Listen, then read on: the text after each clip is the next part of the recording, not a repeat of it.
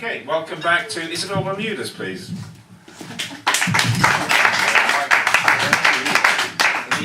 the top bit up. That's right. Can you hear me? Yeah. Hello again. Thank you, everyone, again for staying. Those of you who stayed, and after the lovely tones of Jenny, I'd like to start this set with a poem set in Colombia, where I was born and returned to live as an adult, and it's about a civil war which really tore the country apart and was going on when I lived there in the late 1990s. It's called Birthday. There wasn't much to celebrate that year. A craze for fruit therapy, the rise of Generation Y, a villager from Simihaka, hostage to a necklace bomber. The war was long in the tooth. Fighters forgot what they were fighting for, as old enemies forget what starts a never-ending feud. The land slipped into sleep. Things became more strange. A dozen soldiers blown up on their way to mend a road, buses held to ransom, paramilitaries, drug barons, guerrillas, soldiers, civilians, politicians, torture, hostages, threats, executions. But there was a birthday party in a city street for the 4th year of one hole in the road, a neighbourhood celebrated with smiles, beer, and there came a thin smell of hope that peace might not be too far away, that it might outlast candle blowing and cake cutting, live long enough for the roads to be mended one by one, for the canker to wither and die, and that the war, poised so long like a hurricane over this tent of earth, might spend its force elsewhere, spin on its heels, pack up and move on. Thank you.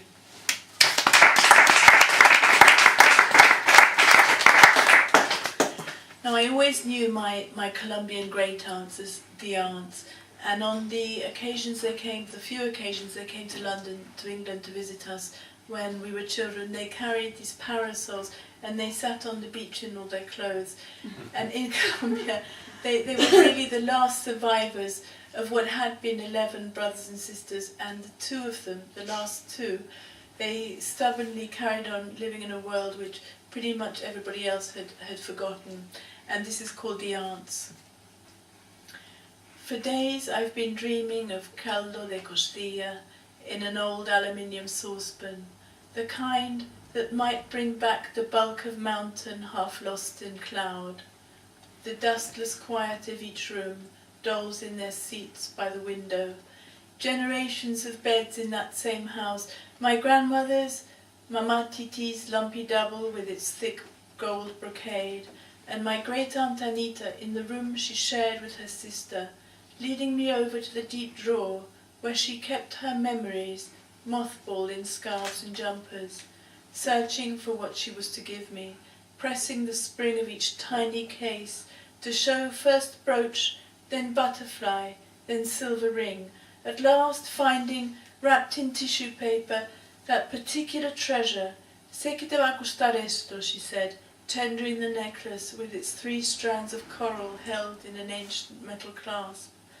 For they were like birds, my 2 great aunts, or 2 dwarf ornamental trees, grafted at the root, bearing Tuca sour and Anita sweet summer fruit, trees which, her grey saucepan simmering for morning, Berta nourished with ajiaco and sancocho and caldo, and when they came to London to visit, the lie solemnly told in their passports, both still miraculously 68, I came upon 2 white polystyrene heads on the bookshelf, where they rested at night while we all slept, those thick strands of soft brown hair streaked with grey, just one of many secrets the years would quietly give away.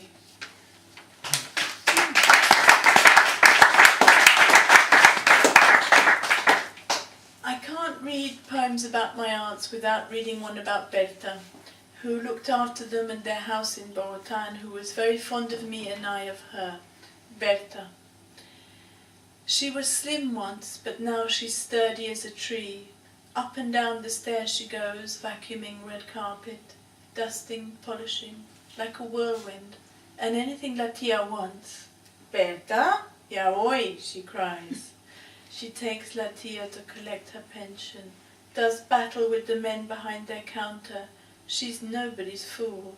At the supermarket she scoops up flour, plantain, hearts of palm, plunders every aisle in 10 minutes flat. Then she's back with a cackle to frighten the devil, her beer in the fridge. 45 years old, she's a force to be reckoned with. Dark eyes, curly mane, black leather jacket and jeans, her back end a cook's, her face a queen's. Up and down those stairs she goes, scrubbing bathrooms, waxing wood. She's bought a little house, been saving all these years, ministering to La Tia. Is it love she feels? Then after 2 whole decades she's out of luck. La Tia dies. A great hullabaloo about a pension. Surely after all this time. Finally a settlement's reached. She goes back to her hens and her chicks. But all those years of stairs and standing up, hours scouring the stove, listening to Radio Recuerdos, her struggle with her girls and aquel pendejo of a husband who was nothing but an idiot, un imbécil, ends somewhere in her right thigh, a hard fact, dark as plum under grey bloom, el émbolo, the clot.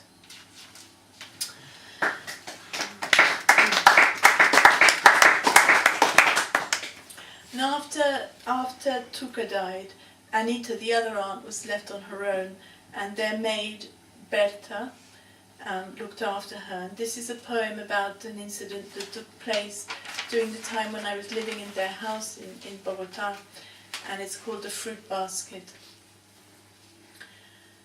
The Persian blinds are half drawn. The cord broke years ago. A eucalyptus has grown into the telephone wires.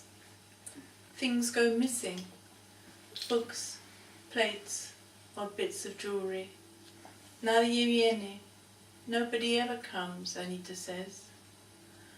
One day an old man in his only suit arrives with a huge fancy frutero for her. Pineapple, mango, kiwi, melon, all tied with dark red ribbon. Se acuerda de mi hijo, my son Andres, he says. Le da pena, not liking to ask, but with things so difficult now, maybe she could put a word in somewhere. La tia Anita parked in her chair, is not the woman she used to be. He sees, even if she does not, that nothing is as it was when her brother was elected presidente. So the fruit bowl's taken down to the kitchen, where it sits with its handwritten card to the señorita, hope leaking from the corners of the cellophane. And La Tia, woken from her sleep, is talking about orchids, then the keys to something. Are these real orchids, real keys? Or is it the past again, coming back in fits and starts, like electricity that comes and goes, or the telephone when it rains?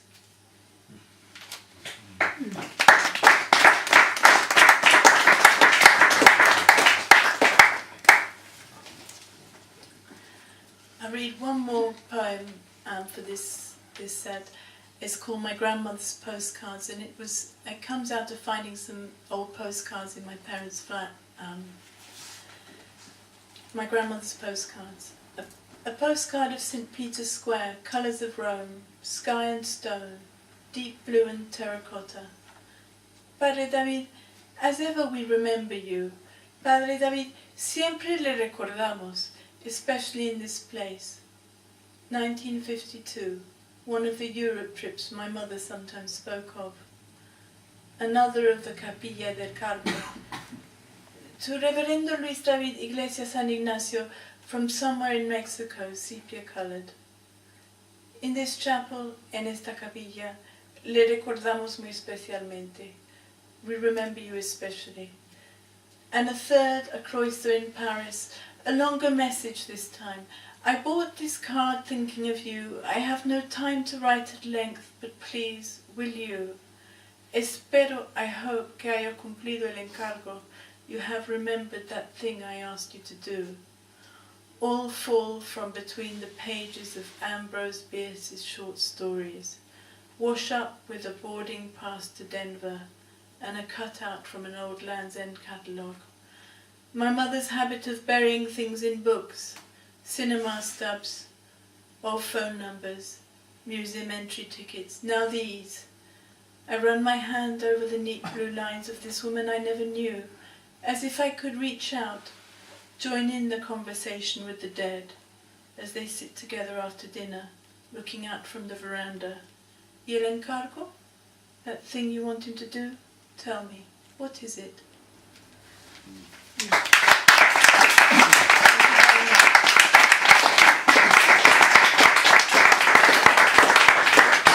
Thank you, Isabel, and thanks for coming back to Dodo Modern Poets. Very much appreciated your poems tonight, your input to the evening. So, more applause, please.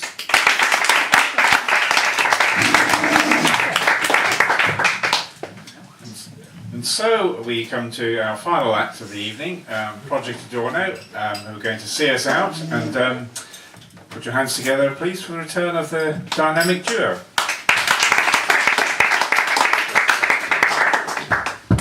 That's working this time. Yeah. Test it. Ba, ba, ba, ba. Yeah, good. And that one. What's happened to this mic stand, Patrick? Every time we come here, the second set is a nightmare because of this mic stand. Never mind, we get a bit of feedback again. Yes, we are going to do a few more. We're going to try and rattle through these if we can. We like to... I've got to find the right one. This one, yes.